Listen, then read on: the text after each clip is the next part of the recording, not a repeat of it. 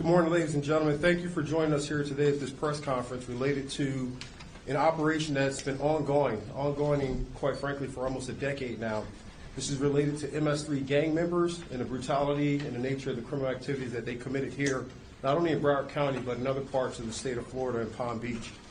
I'm proud to introduce partners that we have here in attendance today who have contributed to this investigation, from providing resources, investigative tools, and our legal guidance, to include our Attorney General Pam Bondi, Associate Attorney General nominee Stanley Woodward, Deputy Chief of Staff Catherine Cipher, and from the U.S. Attorney's Office, allow me to introduce United States Attorney Hayden O'Brien, his team, First Assistant U.S. Attorney Manio Rimboso, and Special Prosecution Chief Brian Dobson.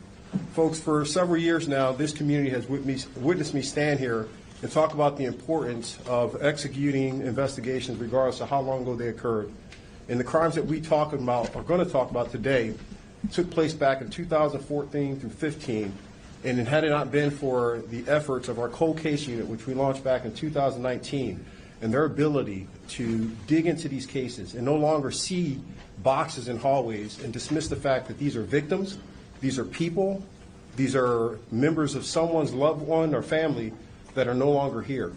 And so today, as the Attorney General introduces her team and talk about the success that we have in this case, I want this community to remember, here in Broward County, justice doesn't have an expiration date. It doesn't matter when you committed the crime. It doesn't matter what part of this world you are from. If you come here in this community and decide that you're going to take a life, we're going to unleash every single resources to bring you to justice. So without further ado, allow me to introduce our U.S. Attorney General, Pam Bondi. Thank you, Sheriff. I feel like I'm back home being here in Broward. To our victims' families first, we met with them earlier. Thank you for being here, and we're so sorry. And as Sheriff Tony said, your victim was not just sitting there in a box of papers. They are a victim, and that's why they have spent a decade finding some of these people who have killed your loved ones. So we're very sorry for your loss, and I know you have to relive this, and thank you for being here today. I'm so sorry you're going through this. Sheriff Tony, thank you for your relentless pursuit of justice in these cold cases. And these cases are never cold when it comes to law enforcement.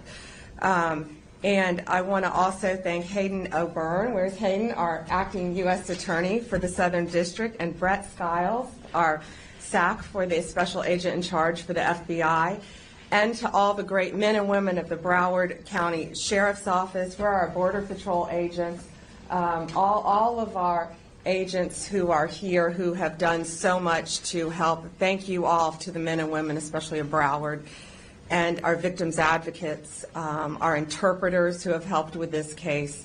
It takes a lot of people to make these cases, and they're so very, very important. And today we're here to announce the arrest of 3 more MS13 gang members who were in this country illegally, and they were in Florida, and we will be reviewing them. They've all been arrested for first-degree murder. We will be reviewing them to see if we will seek the death penalty. This has been a long-running investigation that started in 2015. The victim in this case was brutally murdered, stabbed approximately 100 times by multiple gang members before he was shot in the head. He suffered tremendously. And these indictments are a warning to all criminals. We don't care how long ago you committed the crime. We don't care where you go. We will find you, we will arrest you, and we will prosecute you to the fullest extent of the law. Gamez Maravilla was located in Lake County, Florida. Get ready for this. He was hanging drywall at the Villages when he was arrested. Bermudez Martinez was apprehended in Minnesota. Great police work by all of our federal, state, and local law enforcement agencies working together. Found this guy in Minnesota. He thought he got away with this crime, and he did not. Navarro Martinez arrested right here in North Lauderdale. They are charged with brutal murder. of a young man. One of these defendants sought him out, convinced him to come with him in his car, took him to a crime scene where they are all charged with violently stabbing him, almost like a game, to get a higher level in their gang initiation. They were all part of an MS13, it's called Click, a clique that was living right here in Florida. They're not just a street gang, they are a highly organized terrorist organization. Last week in Virginia, you all saw, we arrested one of the worst MS13 gang members. He was one of the top 3 leaders of MS13 in our entire country. He was living right in Virginia, half an hour away from D.C., in a nice apartment complex with normal neighbors, bicycles in yards. They are living among us because they think they can get away with this, and they cannot. They're bringing drugs, they're bringing guns, and especially violence to our country. And under Donald Trump's presidency, that has stopped. Every 7 minutes, an American dies of a drug overdose. Over 75,000 people die a year of fentanyl overdoses. More than 2 homicides an hour happen in America. We know there is so much more work to be done, and that's why we are all here fighting for victims of crime. These gangs are organized, they are terrorists, and look at these 3 guys. They thought they got away with it for almost a decade, but they did not. Thanks to the great men and women of law enforcement, they were found, they were arrested, and if convicted, they will never see the light of day again. More arrests are coming. If you are a gang member living in this country, I'd self-deport right now because we're coming after you. It's my honor today to introduce U.S. Attorney Hayden O'Byrne with the Southern District of Florida. Hayden, thank you and your team for your tireless work on everything that you've done to keep Florida safe, but also to keep our country safe by taking these terrorists off our streets. Thank you, Hayden. Thank you, John. Thank you.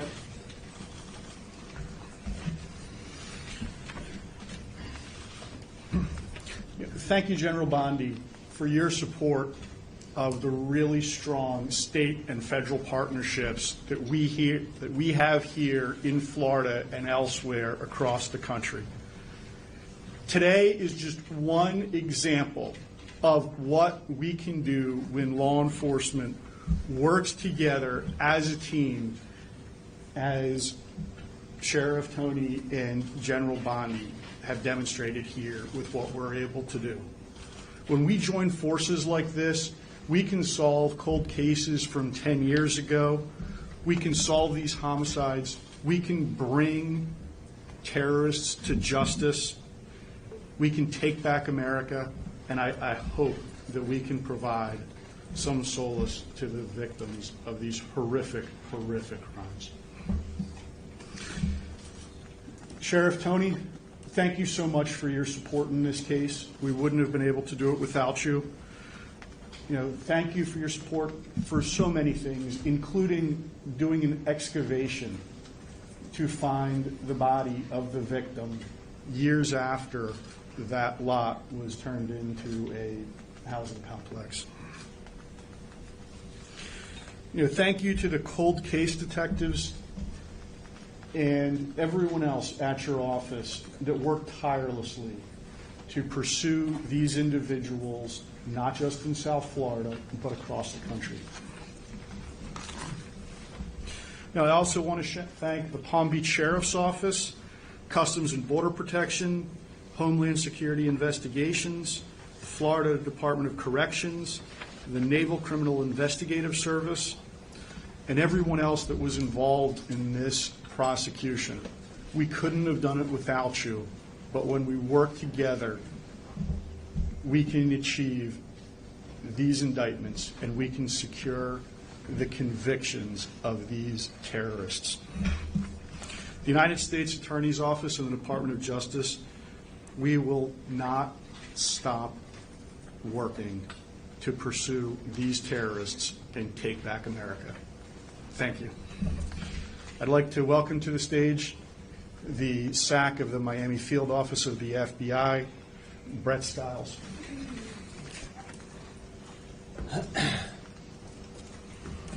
Morning. So on March 6, 2025, 3 MS13 members were indicted for violent crimes in aid of racketeering, also known as VICAR, for murder as part of an ongoing FBI investigation involving 4 homicides in Broward and Palm Beach counties. So these 3 indictments represent the last of 9 subjects believed to be involved in 4 homicides. Within the last 6 months, 5 other MS13 members have pleaded guilty, and the 6th was convicted at trial for VICAR murder related to this investigation. The convicted MS13 members currently, one of them is facing a life sentence. All the others, if convicted, are also facing life sentences.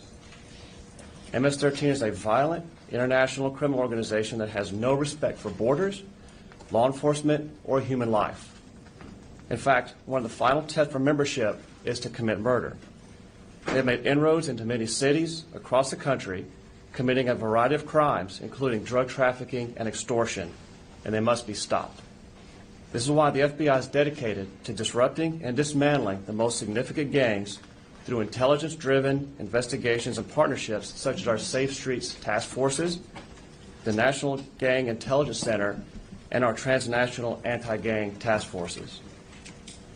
Again, I want to thank our partners in this complex investigation, to include the U.S. Attorney's Office, Customs and Border Protection, the Broward Sheriff's Office, U.S. Border Patrol, Homeland Security Investigations, the Palm Beach Sheriff's Office, and the Florida Department of Corrections Office of the Inspector General.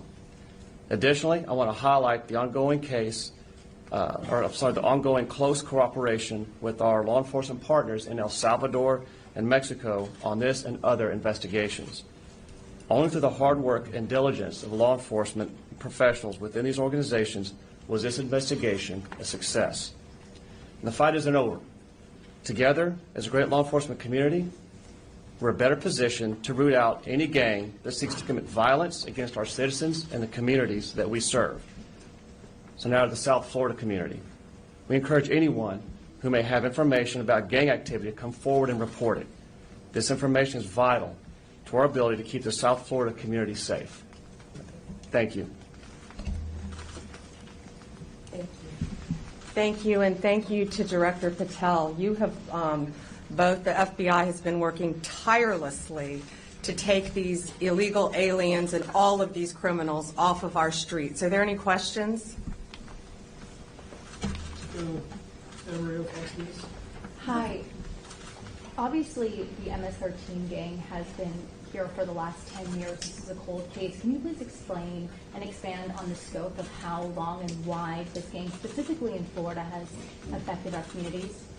Well, if you could see the pictures of this victim, too, brutally, any homicide, in my opinion, is brutal, but brutally stabbed. It was over 100 times, right, Sheriff?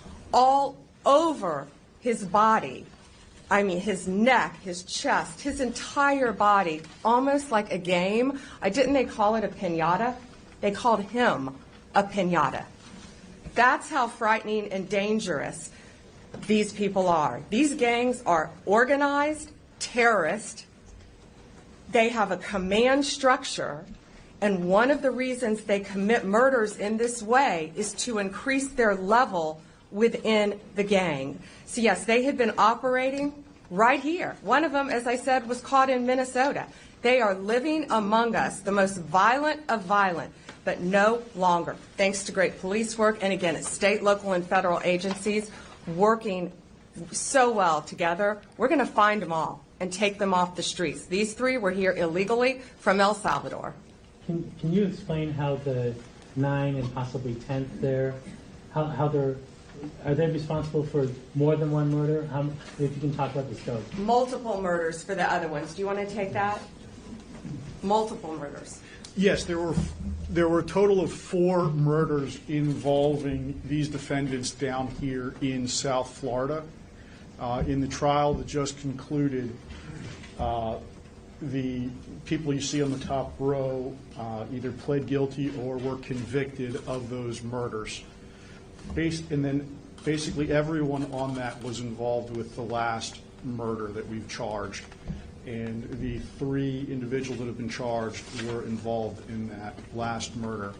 They were part of the gang where they all went out and brutally stabbed the individual over 100 times as part of the gang initiation. So the 3 on the top there on the left, they're the ones for that Oakland Park murder? Yes.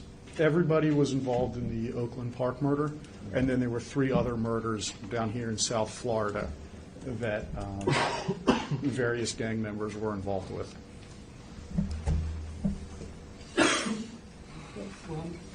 Ms. Bondi, a question not related to this terrible tragedy.